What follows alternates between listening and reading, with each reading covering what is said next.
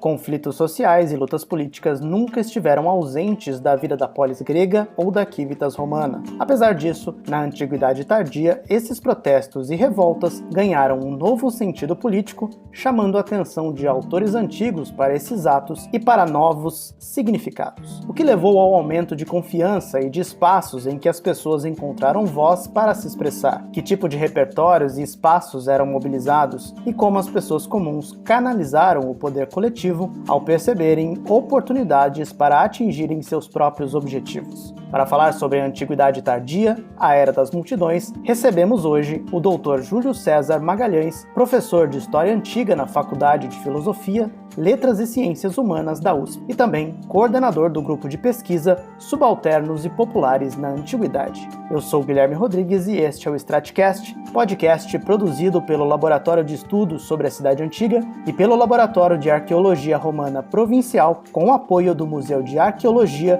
e Etnologia da Universidade de São Paulo.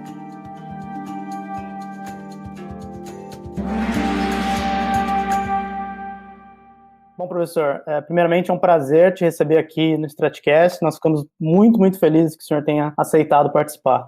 O prazer é meu, feliz de poder contribuir com vocês, com o trabalho de vocês. Bom, antes da gente entrar na discussão sobre essa Era das Multidões, eu acho interessante, para que o nosso ouvinte possa se situar, contextualizar esse período que a historiografia define como Antiguidade Tardia. Hoje em dia é um recorte muito mais consolidado dentro da academia, mas que no meu ponto de vista, ainda é um pouco conhecido de um público geral e algumas vezes acaba nem chegando, de certa forma, ou chega de maneira muito incipiente aos livros didáticos. Muito bem, esse período que nós chamamos de Antiguidade Tardia, na verdade, a formulação do conceito, ele surge de uma insatisfação com um conceito oposto, que era o de decadência romana. E o conceito de decadência, por sua vez, ele é um conceito paralelo, oposto, mas intimamente ligado ao de clássico como modelo ideal. Então, não é por acaso que o conceito de Antiguidade Tardia começasse a ser formulado no final do XIX e início do XX e por historiadores da arte,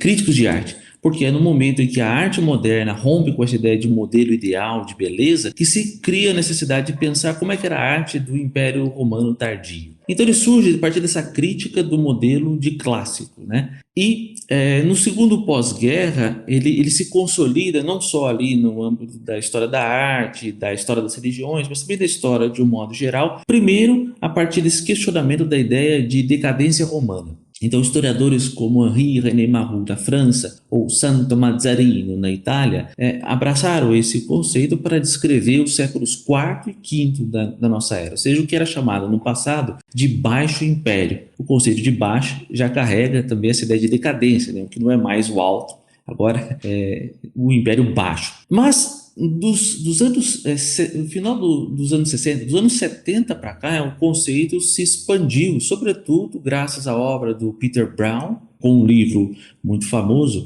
de 71, chamado exatamente O Mundo da Antiguidade Tardia, e outros autores também, no anglo-saxão sobretudo, mas não só, que passaram a enfatizar não apenas o século IV e V, o Império Romano Tardio, mas as transformações lentas, culturais, e isso levou a uma expansão desse conceito, porque considero que, para além da dissolução das estruturas políticas do Ocidente romano, haveria muito mais continuidade no mundo mediterrâneo, e isso desde o século III até, pelo menos, o século VIII.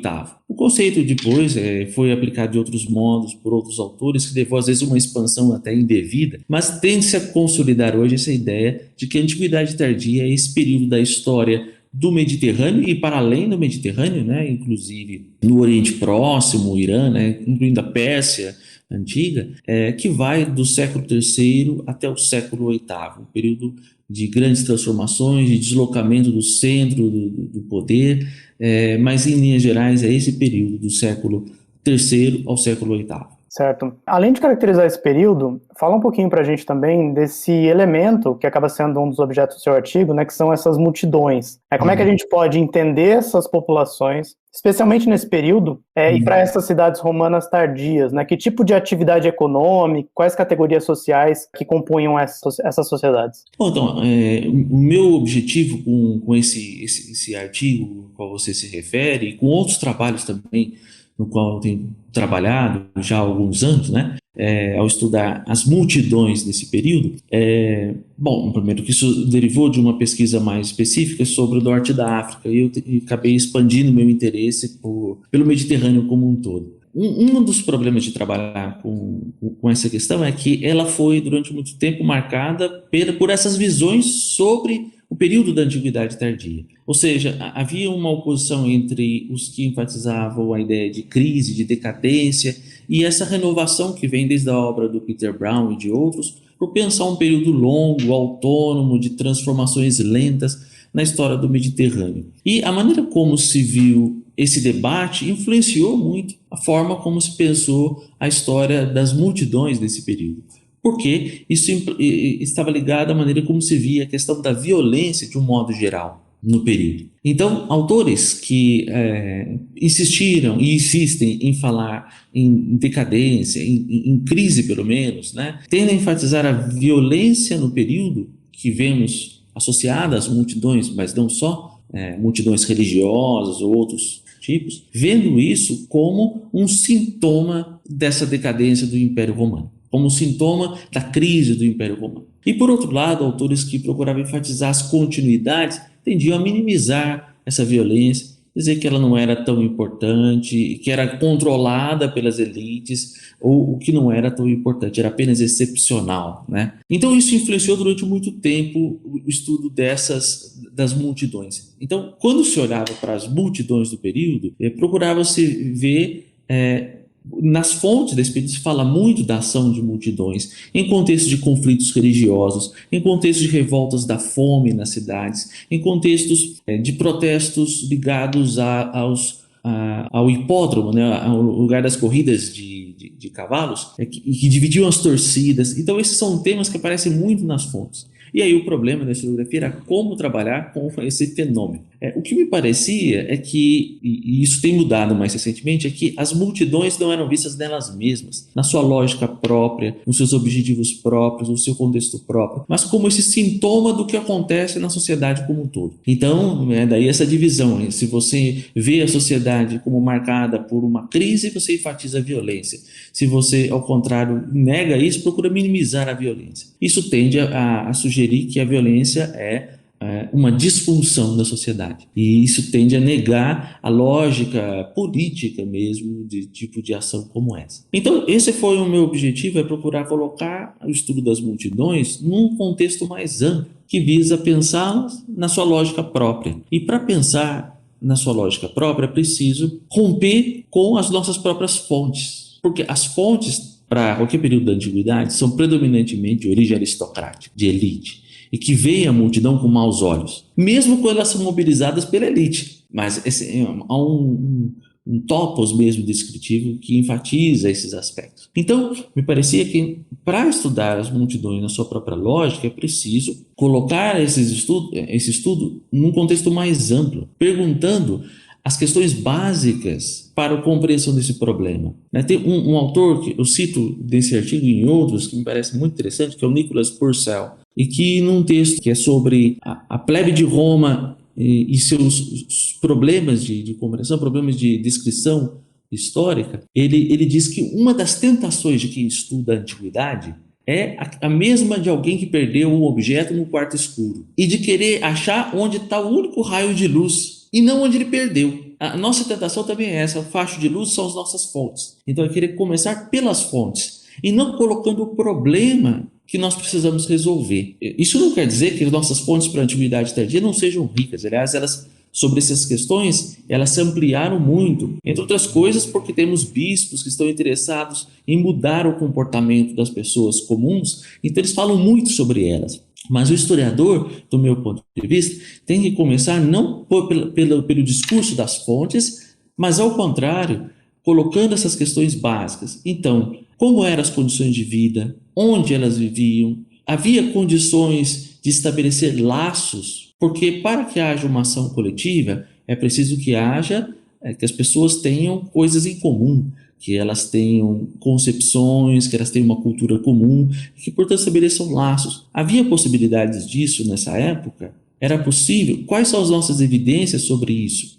E assim por diante, antes de porque isso ilumina as descrições que nossas fontes fazem. Então, essa foi a minha preocupação e o que me parece, então, é que esse é um período de grandes transformações, sem dúvida, na vida das populações urbanas de um modo geral, no Ocidente como no Oriente do Mediterrâneo, e muito desigual as transformações. Você tende a diminuir as cidades no Ocidente, ainda que esteja longe do estereótipo do passado, e aumentar a população no Oriente, mas em toda a parte onde se continua a ter uma vida urbana importante, especialmente da Itália, no norte da África, no Oriente, essas populações estão ainda engajadas na produção artesanal, no comércio, nos serviços, que continuam importantes, especialmente no período que é abarcado por esse artigo, né, que é de 300 a 600, continua ainda importante. Então, em primeiro lugar, grande parte dessas populações que manifestam, que são nem sempre são os mais pobres, como em grande parte da história, né? São aqueles que exatamente conseguem estabelecer laços, são grupos de artesãos, grupos de pequenos comerciantes, de trabalhadores, às vezes, sim,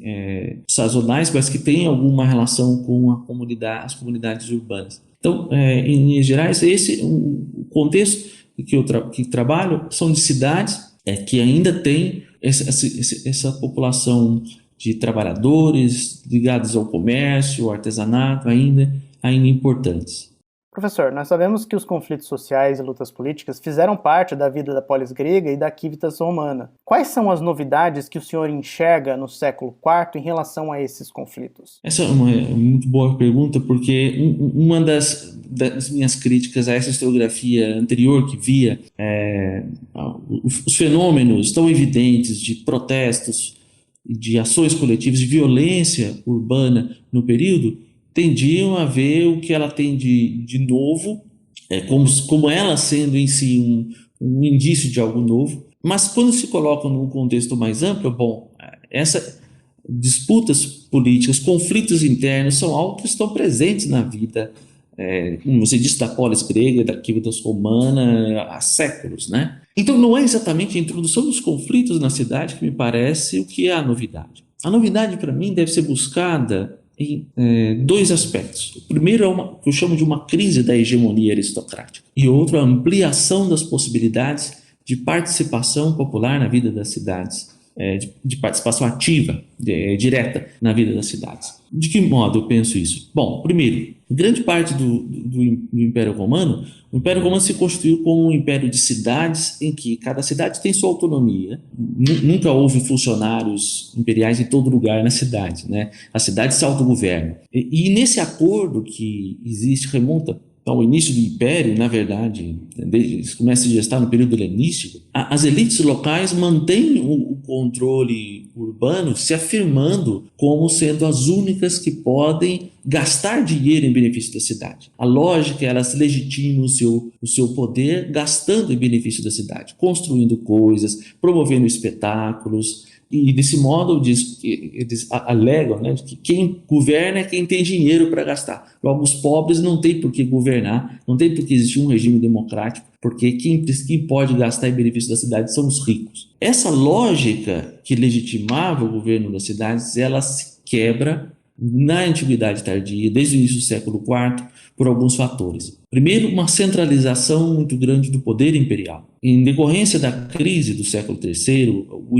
o Estado Imperial Romano se estrutura a partir das reformas de Diocleciano e depois Constantino, em bases novas, e que implica uma presença maior desse Estado central, do poder central, na vida das cidades. Por exemplo, as províncias são divididas em unidades menores, e, portanto, tem mais governadores controlando mais de perto, inclusive as finanças das cidades. Cada cidade tem um interventor imperial, ainda que na prática seja recrutado localmente, que é uma espécie de prefeito local agora, que controla as finanças, e por aí vai. Então, há uma maior centralização do poder imperial, há um aumento da burocracia imperial, do número de funcionários imperiais, e que forma uma elite nova e mais rica, que paga em ouro pelo poder imperial. Isso faz com que as ambições locais se desloquem para fora da cidade, procurando fazer carreira no império. O que significa que, para muitos dos notáveis locais, eles não tinham mais o mesmo interesse que no passado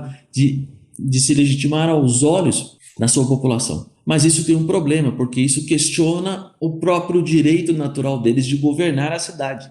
Se eles não ligam mais em promover coisas para a cidade, por que eles têm o direito então de governar? Então isso cria uma brecha na maneira como as elites se apresentavam à população local. O outro fator é que essa elite é cada vez mais fragmentada a partir do século IV. Fragmentada porque exatamente alguns conseguem fazer carreira fora, outros não. Esses que fazem podem voltar com imunidades, com um título de senador e viver na localidade isentos de obrigações que os que ficaram têm que fazer. Além disso, emerge uma figura nova, que é a do bispo cristão, que emerge como uma liderança importante da cidade, que não assume o controle da cidade, está longe disso, não estamos na Idade Média, né? Estamos ainda num mundo em que o poder secular ainda governa, mas emerge como uma liderança importante. Então você tem vários focos de poder contraditórios e que procuram se legitimar uns diante dos outros, procurando atrair o maior número possível de pessoas para o seu lado. Por exemplo, num lugar de espetáculo, dizendo que eu consigo mobilizar gente para vir me ver, é porque eu tenho importância. Ou os bispos a mesma coisa, diante dos seus rivais, mobilizando o maior número de pessoas para estar do seu lado no momento de conflito. Então, se por um lado você tem uma elite cada vez mais fragmentária, que não se baseia mais apenas no discurso do passado, há uma preocupação cada vez maior nesse período por mobilizar o maior número possível de pessoas. Então, essas duas tendências, quer dizer, uma crise da hegemonia aristocrática, da forma como a aristocracia se apresentava diante da população, por um lado, e por outro, uma ampliação dos espaços e momentos em que grupos de pessoas são chamados a se manifestar apoio, cria a possibilidade de novas formas de intervenção popular. Por exemplo, esse é um período em que as reuniões nos lugares de espetáculo ganham uma nova conotação política, porque ali se pode manifestar pela aclamação sua aprovação ou condenação dos governadores, e as aclamações são levadas até o imperador. Então, isso dá um novo papel a essas reuniões. Só que o grande problema é que, uma vez que são concedidos papéis, esses papéis não são cumpridos como os líderes esperam.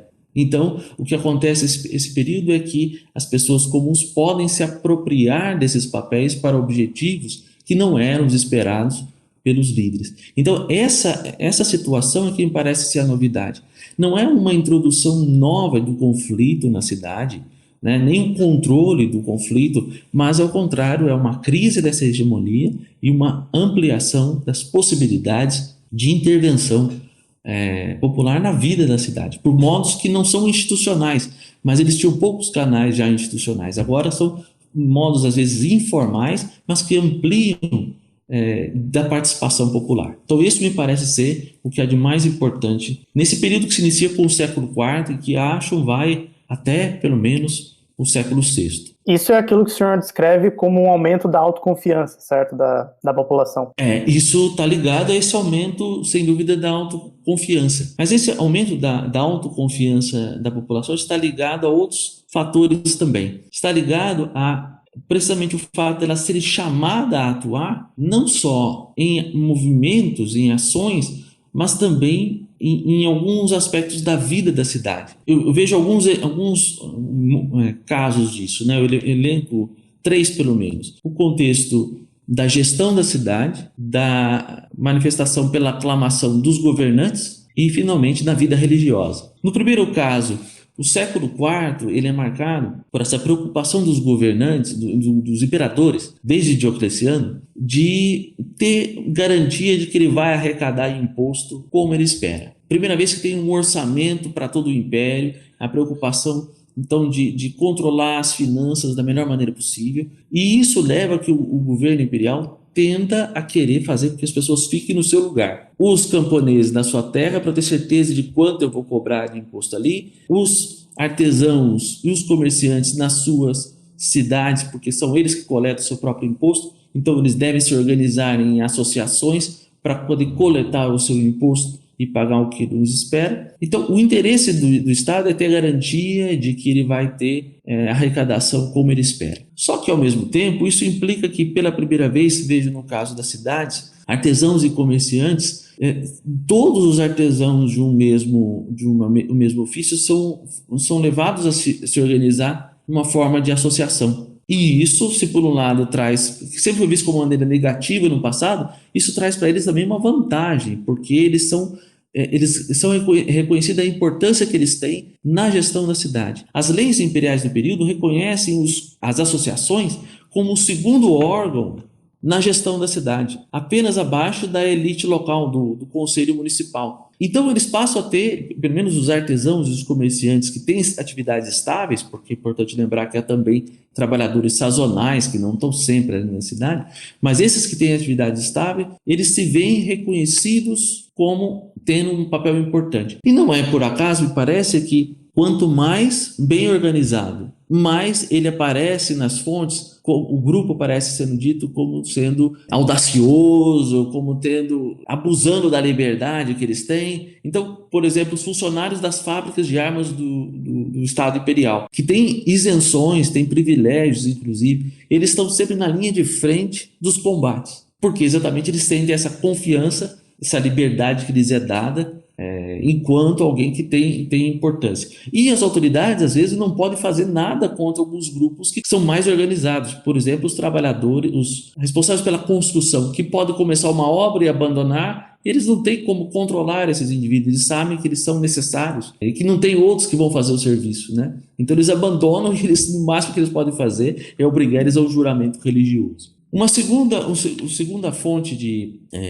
dessa autoconfiança, e está ligado a isso, é uma forma especial de associação, que são as facções do circo, que emergem a partir do século V, sobretudo. O circo, temos aí o lugar das corridas de bigas e de quadrigas, né, o hipódromo, desde muitos séculos atrás, era organizado em facções, né, os verdes, os azuis, os brancos e os vermelhos, os times de corrida, e que eram responsáveis aí por organizar, eram as facções do circo. Só que até o século V, essas facções eram apenas os responsáveis pela organização ali das corridas de cavalos e os profissionais que organizavam essas associações. A partir do século V há uma mudança importante, que é não só o Império unifica os organizadores de diferentes espetáculos, então, por exemplo, do teatro, do circo, e estende essa organização do circo para todas elas. Então existem azuis e verdes no teatro e no circo, como também engloba na associação a torcida organizada. A torcida organizada passa a fazer parte da facção. Então a facção da Antiguidade Tardia é muito diferente da do passado, porque ela é um misto dos responsáveis pelo espetáculo com os torcedores organizados, e especialmente azuis e verdes, porque os outros dois perdem importância nesse período. E cada vez mais essas facções, elas têm um papel importante na aclamação do imperador. Elas fazem parte até do ritual oficial de aclamação do imperador. Então elas também se sentem confiantes de poder agir, porque elas são indispensáveis para isso. E organizadas agora em todo o império, o que é algo também diferente, ou seja, rompe com a vida no âmbito apenas da cidade. O torcedor dos verdes pode ir de uma cidade para outra e se reconhece naquela cidade. Ele não é apenas o cidadão de Antioquia ou de Alexandria. Ele agora pode ir para outras cidades e se reconhece. Então nós vemos o caso de Tarso, no século VI, quando os azuis de Tarso têm a coragem de protestar na praça pública contra um alto funcionário imperial que estava explorando a cidade. Ninguém tem coragem, mas eles têm, porque eles sabem que eles têm uma força que os outros não têm. Eles são brutalmente reprimidos. Os azuis de Constantinopla se levantam em solidariedade aos azuis de Tarso, de uma outra cidade. Então isso cria também uma solidariedade para além da cidade. E a terceira forma que dá uma confiança para pessoas comuns nesse período é a participação na vida da igreja, que é outra instituição que ultrapassa a cidade, que cria lealdades que vão além do âmbito da cidade apenas. Desde o início do século IV, em parte devido à intervenção do imperador em controvérsias religiosas, as igrejas cristãs são cada vez mais divididas e entram em várias controvérsias. Um cisma donatista no norte da África, a controvérsia ariana no Oriente e assim por diante. E cada vez mais divididos, os bispos têm a necessidade de mobilizar o apoio popular nessas controvérsias. E eles fazem isso ativamente, escrevendo panfletos, canções populares, né? Isso nós vemos com Ário em Alexandria, no início do século IV, vai dar o nome ao arianismo, né? O presbítero de Alexandria, ou mesmo com Santo Agostinho, no final do século IV, escrevem canções populares para serem cantadas por trabalhadores, por viajantes, por moleiros, para difundir as suas ideias. Fazem pregações populares. No caso de Ário, ele pregava na praça pública, pregava dia e noite, né? Agostinho não hesita em mobilizar assuntos notícias de jornal, diríamos, né, sobre os adversários durante o sermão da missa, difundem boatos, então eles tendem a mobilizar cada vez mais o apoio popular e inclusive mobilizar para defender as igrejas contra o adversário, fazer uma barricada dentro da igreja. Então isso acaba dando um papel a homens e também a mulheres, né, a todos os grupos sociais, inclusive aqueles que não eram organizados em associações, que passa a ser interpretado também a partir de baixo como uma autorização para agir por sua própria conta, às vezes independente dos bispos. Um exemplo disso é o que acontece no início da controvérsia ariana, como a partir de um determinado momento começa a haver ataques a estátuas do imperador. Nenhum bispo, nenhum padre iria ousar fazer isso, porque isso é um crime de lesa majestade. Não tem salvação, não tem desculpa para quem organiza esse protesto.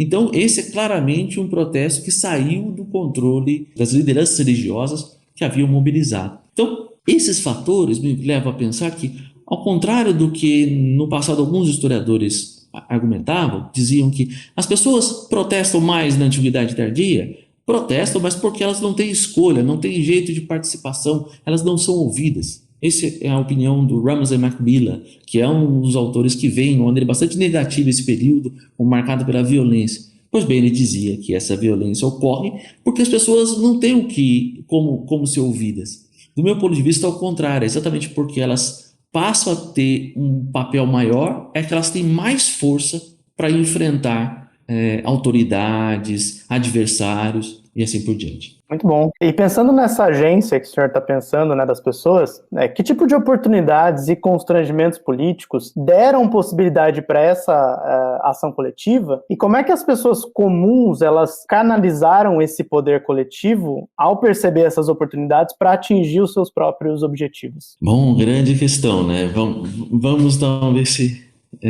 explico isso. Do meu ponto de vista, nós podemos pensar oportunidades e constrangimentos políticos, que é um conceito utilizado pelos estudiosos dos movimentos sociais contemporâneos, em dois sentidos. Num sentido mais macro, que é o que já discutimos aqui, né? Essas transformações do início do século IV que abrem possibilidades maiores de ação, né? Então são questões que não é num contexto episódico, mas de uma maneira mais geral, que abrem possibilidades.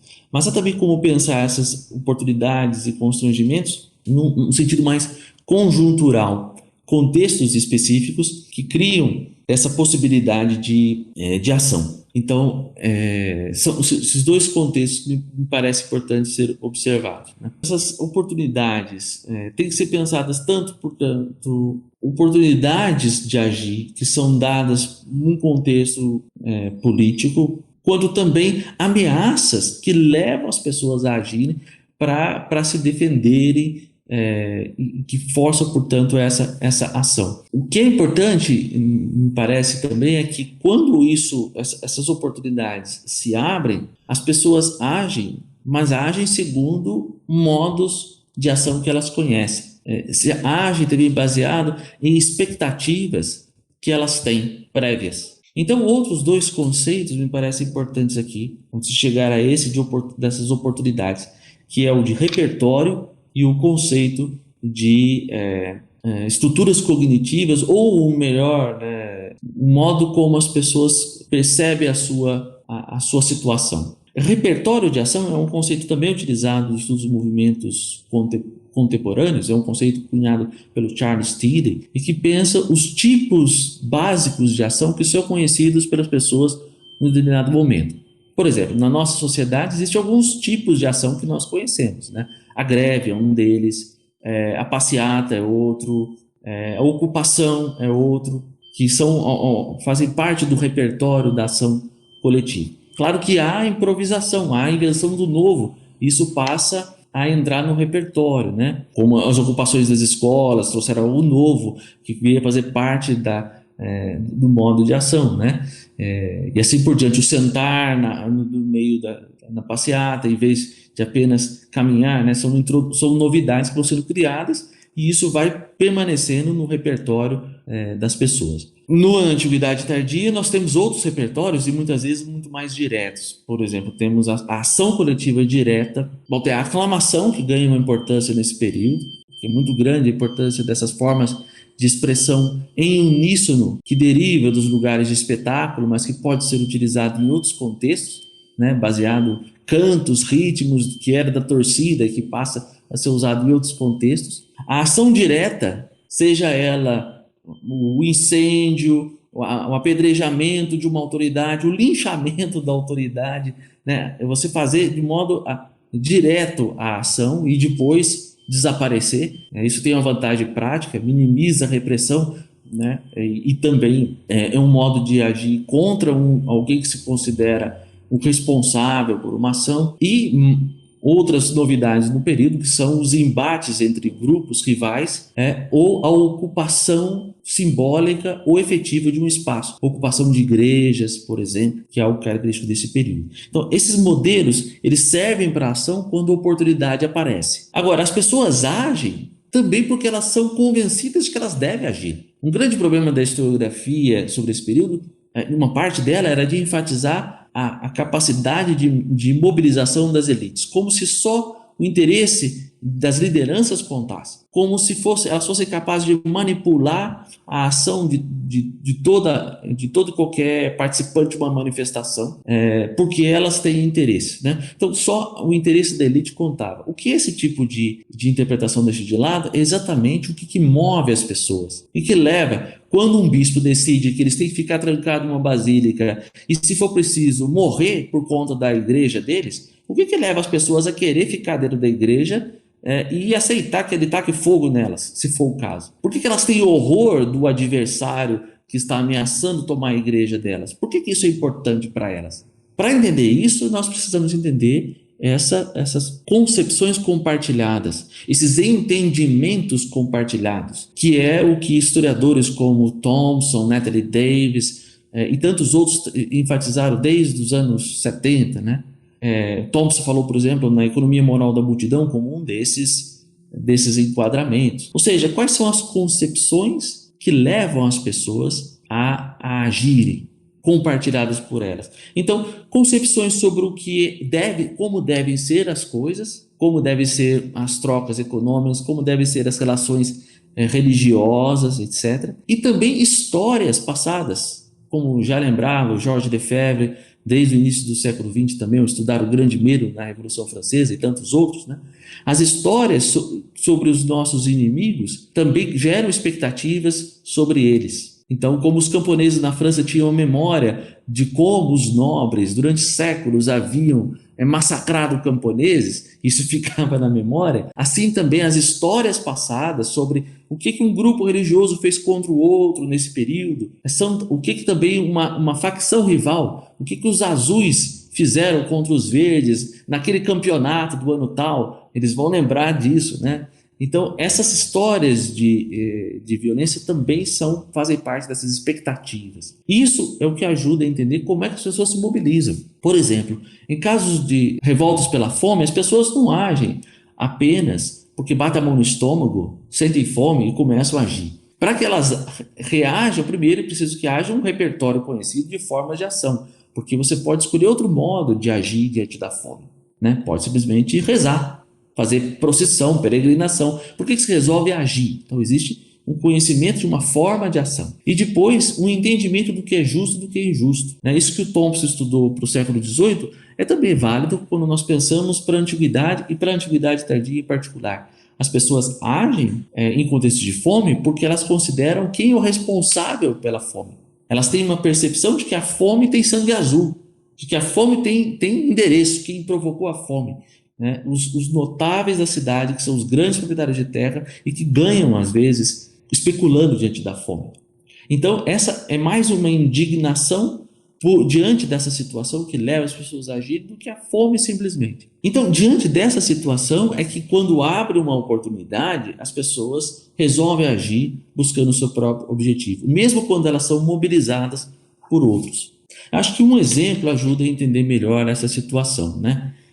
Eu cito alguns exemplos nesse artigo e em outros textos também, mas eu vou focar num que eu voltei a trabalhar recentemente, que é esse do episódio de uma fome em Antioquia, no ano de 354. Bom, o que acontece nesse ano? Há uma divisão clara das elites locais, em primeiro lugar, porque há a presença da corte imperial do César Galo. César era o imperador coadjutor, um imperador que não tem os poderes plenos do Augusto nessa época, ele é nomeado por o principal, mas colabora com ele.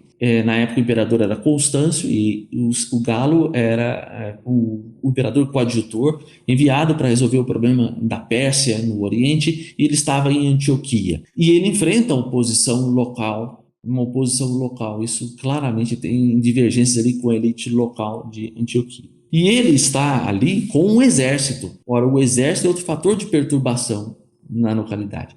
Então, há um problema, há uma fome, e essa fome pode ser provocada por uma escassez, pela especulação das elites locais, porque nós sabemos, por outras várias histórias do século IV, que essa elite de Antioquia não era a flor que se cheirasse, né? O imperador Juliano, anos depois, o Amiano Marcelino, que conta essa história, diz que o César Galo não fez nada durante a fome, pois o Juliano fez. O Juliano trouxe mantimentos de outras províncias. E o que aconteceu? O trigo desapareceu do mesmo modo, porque os notáveis locais foram vender em outro lugar que dava mais dinheiro. Então, eles certamente buscavam ganhar dinheiro com a fome, né? Estocar, esperar subir o preço e vender no melhor momento. E também o exército presente lá certamente agravou a situação, porque tem mais boca para alimentar, tem que abastecer o exército que vai para uma campanha militar. Então não tinha muita margem de manobra para o governador local, né? O governador da província da Síria. Então há ali um problema entre as elites locais e imperial, né? E nesse momento, diante desses embates, o imperador fala um dia no anfiteatro para a plebe, para a multidão que está dizendo que eles têm medo da fome que está se aproximando. Cada dia está mais caro comprar as coisas, está começando a faltar mantimento, a gente não sabe se a gente vai conseguir sobreviver, e eles aclamam no anfiteatro para que o imperador, o César, faça alguma coisa. Aí ele diz assim para o governador que está ali do lado no espetáculo: podem ficar tranquilos que enquanto o governador estiver aqui, nada vai faltar. Ele vai cuidar de tudo, tudo vai se resolver. E aí ele vai embora e a fome chega, sobra para o governador. Sobra para o governador. Aí o que acontece? Essa multidão ataca o governador no lugar do espetáculo, no hipódromo, o lincha com suas mãos, arrasta o corpo pelas ruas da cidade e vai em busca de um outro notável, certamente aliado ou identificado como tal, e ele foge. Esse consegue escapar, foge para as montanhas e está com fogo na casa desse notável. Como é que nós podemos entender essa ação? Bom, o Amiano, ele dá poucas informações sobre a composição da multidão. Esse é um problema para quem estuda multidão na antiguidade. Ao contrário do Georges Roudet, que podia consultar arquivo da polícia e retraçar os rostos da multidão, a gente não tem os arquivos da polícia. Primeiro porque não tinha polícia, mas depois porque mesmo os arquivos dos processos que tiveram a gente não tem. Então não dá para saber isso. Mas o Amiano, além disso, ele não está muito interessado. Para ele chama essa plebe, essa ralé, essa multidão baixa, da mais baixa condição, a escória, é isso, para o Amiano Marcelino. Por sorte, nós temos uma outra fonte, que é o Libânio, que era um orador da cidade de Antioquia, que anos depois ele comenta lá, diante dos seus pares, né, que anos atrás tinha acontecido que 5 trabalhadores de metal, metalúrgicos, haviam atacado o governador no hipódromo. Ora, então aí começa a se tornar mais claro que não era uma multidão aleatória, tem ali um grupo que lidera e que possivelmente são os responsáveis pela fabricação de armamentos. Nós sabemos que uma fábrica de armamentos em Antioquia do Estado Imperial, né? Então tem essa liderança, e depois, nos processos que se seguem, o Amiano fala que alguns ricos escaparam e os pobres foram punidos. Isso pode ser entendido, como outros historiadores disseram, que, bom, eles manipularam. Eu não acho que eles tenham manipulado. Certamente era um grupo que era aliado do Galo e que pode ter contribuído difundindo histórias contra os adversários, ou mesmo não fazendo nada quando a situação ficou grave. Mas que a elite local como um todo viu que saiu do controle, isso é óbvio, porque no final da história o Meno diz que não havia ninguém que não morresse de medo, prevendo que o que aconteceu com o governador podia acontecer com eles também. E anos depois, o Libânio sempre lembrava dessa história como um alerta.